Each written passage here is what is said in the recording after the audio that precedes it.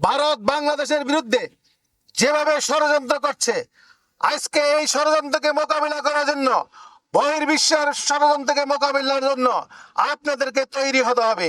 তারা উচ্ছৃঙ্খলার মাধ্যমে আমাদেরকে, আমাদের দেশে একটা অশান্তি সৃষ্টি করতে চাচ্ছে, আর আমরা শান্তির মাধ্যমে সেই তাদের দাঁত ভাঙ্গা জবাব দেওয়ার জন্য আমরা প্রস্তুত।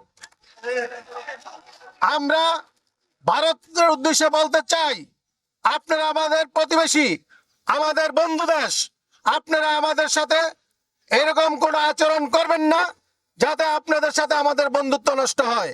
আজকে আমরা দুদিন যাবৎ কি দেখতে পাচ্ছি, সাধারণ এক চিনয় বাবু নিয়ে, যার চারিত্রিক দোষ আছে, যাকে তার দল থেকে বহিষ্কার করে দেওয়া হয়েছে, তাকে নিয়ে আজকে ভারত আমার বাংলাদেশকে অশান্তি তৈরি করেছে। আমরা ভারতকে বলতে চাই, আপনার দেশ নিয়ে আপনি চিন্তা করুন, আপনি বাংলাদেশকে নিয়ে চিন্তা করবেন না। বাংলাদেশের রাজনীতিবিদ এবং সুশীল সমাজ তথা বাংলাদেশের 20 কোটি মানুষ বাংলাদেশের ভবিষ্যৎ নিয়ে চিন্তা করবে।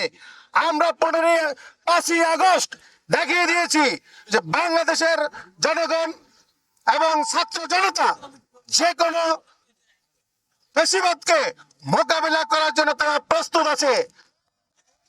আওয়ামী ফ্যাসিবাদকে আমরা মোকাবেলা করেছি, ভারতের ফ্যাসিবাদের বিরুদ্ধে মোকাবেলা করার জন্য আমরা প্রস্তুত। আমরা হিন্দু, মুসলিম, খ্রিস্টান, বৌদ্ধ সকলে বাংলাদেশি, জাতিগতভাবে আমরা বাংলাদেশি, ধর্মীয়ভাবে আমাদের যার যার ধর্ম আছে। আমাদের প্রথম পরিচয় আমরা বাংলাদেশি, আমাদের মধ্যে ধর্মীয় কোনো বিদ্বেষ নাই। আমাদের মধ্যে এই ধর্মীয় বিদ্বেষ তৈরি করতেছে ভারতের স্বার্থন্বেষী মহল। আমরা তাদেরকে হুঁশিয়ার করে বলতে চাই, আপনারা বাংলাদেশে এই ধরনের ধর্মীয় বিশৃঙ্খলা তৈরি করতে চেষ্টা করবেন না। যদি করেন তাহলে তার প্রতিবাদ আমরা শান্তিপূর্ণভাবে করবো ইনশাল্লাহ।